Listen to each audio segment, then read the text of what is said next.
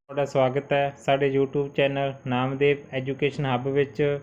ਅੱਜ ਇੱਕ new notice ਆਇਆ ਹੈ, ਨਿਊ ਵੈਕੈਂਸੀ ਆਊਟ ਹੋਈ ਹੈ। ਤੁਹਾਨੂੰ ਦੱਸਦੇ ਹਾਂ ਜਿਹੜੀ ਇਹ ਵੈਕੈਂਸੀਆਂ ਨੇ ਕਿੱਥੇ ਆਊਟ ਹੋ ਰਹੀਆਂ ਨੇ। ਸੋ ਸਾਰਿਆਂ ਨੇ ਵੀਡੀਓ ਨੂੰ ਧਿਆਨ ਨਾਲ ਵੇਖਣਾ ਹੈ, ਕਿਸੇ ਨੇ ਸਕਿਪ ਨਹੀਂ ਕਰਨਾ। ਜਿਨ੍ਹਾਂ ਨੇ ਅਜੇ ਤੱਕ ਆਪਣਾ ਚੈਨਲ ਸਬਸਕ੍ਰਾਈਬ ਨਹੀਂ ਕਰਿਆ, ਸਾਰੇ ਜਾਣੇ ਚੈਨਲ ਨੂੰ ਸਬਸਕ੍ਰਾਈਬ ਕਰ ਲਵੋ, ਨਾਲ ਬੈਲ ਆਈਕਨ ਪ੍ਰੈਸ ਕਰ ਦੇਵੋ ਤਾਂ ਜੋ ਤੁਹਾਨੂੰ ਡੇਲੀ ਦੇ ਨੋਟੀਫਿਕੇਸ਼ਨਾਂ ਟਾਈਮ ਸਿਰ ਮਿਲਦੀਆਂ ਰਹਿਣ। ਜੋ ਨਵੇਂ ਆਪਣੇ ਚੈਨਲ 'ਤੇ ਵਿਜ਼ਿਟ ਕਰ ਰਹੇ ਨੇ ਉਹ ਵੀ ਆਪਣੇ ਚੈਨਲ ਨੂੰ ਸਬਸਕ੍ਰਾਈਬ ਕਰ ਸਕਦੇ ਨੇ ਤਾਂ ਜੋ ਤੁਹਾਨੂੰ ਵੀ ਡੇਲੀ ਦੀ ਨੋਟੀਫਿਕੇਸ਼ਨਾਂ ਟਾਈਮ ਸਿਰ ਮਿਲਦੀਆਂ ਰਹਿਣ। ਸਟਾਰਟ ਕਰਦੇ ਹਾਂ।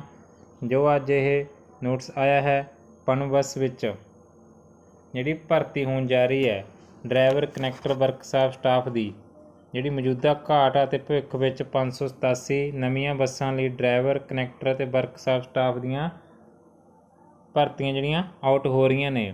ਸੋ ਵਧੀਆ ਮੌਕਾ ਹੈ ਜੋ ਉਡੀਕ ਕਰ ਰਹੇ ਸੀ ਵੀ ਪਨਬੱਸ ਵਿੱਚ ਲੱਗਣ ਵਾਸਤੇ ਕਨੈਕਟਰ ਡਰਾਈਵਰ ਅਤੇ ਵਰਕਸ਼ਾਪ ਸਟਾਫ ਵਿੱਚ, ਉਹਨਾਂ ਲਈ ਚੰਗੀ ਖਬਰ ਨਿਕਲ ਕੇ ਸਾਹਮਣੇ ਆ ਰਹੀ ਹੈ ਕਿ ਉਹਨਾਂ ਦੀ ਹੁਣ ਭਰਤੀ ਹੋਣ ਜਾ ਰਹੀ ਹੈ।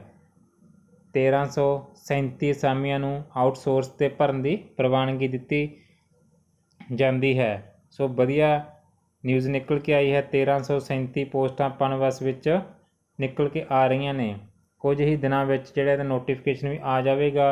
ਸੋ ਜਿਹੜੇ ਉਡੀਕ ਕਰ ਰਹੇ ਸੀ ਉਹ ਆਪਣੀ ਤਿਆਰੀ ਕਰ ਲੈਣ।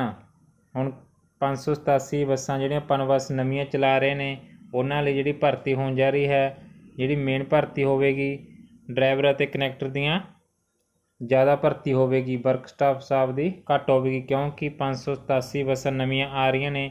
ਇਹਨਾਂ ਲਈ ਡਰਾਈਵਰ ਅਤੇ ਕਨੈਕਟਰਾਂ ਦੀ ਜ਼ਰੂਰਤ ਪਵੇਗੀ, ਜਿਹੜੀ ਇਹਨਾਂ ਨੂੰ ਵਿੱਤ ਵਿਭਾਗ ਵੱਲੋਂ ਮਨਜ਼ੂਰੀ ਵੀ ਮਿਲ ਗਈ ਹੈ ਅਤੇ ਹੁਣ ਜਿਹੜੀ ਭਰਤੀ ਹੋਣ ਜਾ ਰਹੀ ਹੈ। ਕੁਝ ਕੁ ਦਿਨਾਂ ਵਿੱਚ ਜਿਹੜੀ ਇਹ ਭਰਤੀ ਨੋਟੀਫਿਕੇਸ਼ਨ ਚਾਲੂ ਹੋ ਜਾਣਗੇ। ਸੋ ਜਿਹੜੇ ਉਡੀਕ ਕਰ ਰਹੇ ਸੀ ਉਹਨਾਂ ਲਈ ਚੰਗੀ ਖਬਰ ਨਿਕਲ ਕੇ ਆਈ ਹੈ। ਸੋ ਤੁਹਾਡਾ ਸਾਰਿਆਂ ਦਾ ਧੰਨਵਾਦ। ਆਪਣੇ ਚੈਨਲ ਨੂੰ ਵੱਧ ਤੋਂ ਵੱਧ ਲਾਈਕ, ਸਬਸਕ੍ਰਾਈਬ, ਸ਼ੇਅਰ ਜ਼ਰੂਰ ਕਰੋ। ਨਾਲੇ ਆਪਣੇ ਯਾਰਾਂ ਦੋਸਤਾਂ ਨੂੰ ਸ਼ੇਅਰ ਕਰਿਆ ਕਰੋ ਅਤੇ ਉਹਨਾਂ ਨੂੰ ਵੀ ਨੋਟੀਫਿਕੇਸ਼ਨ ਜਿਹੜੇ ਟਾਈਮ ਸਿਰ ਮਿਲਦੇ ਰਹਿਣ। ਸੋ ਤੁਹਾਡਾ ਸਾਰਿਆਂ ਦਾ ਧੰਨਵਾਦ।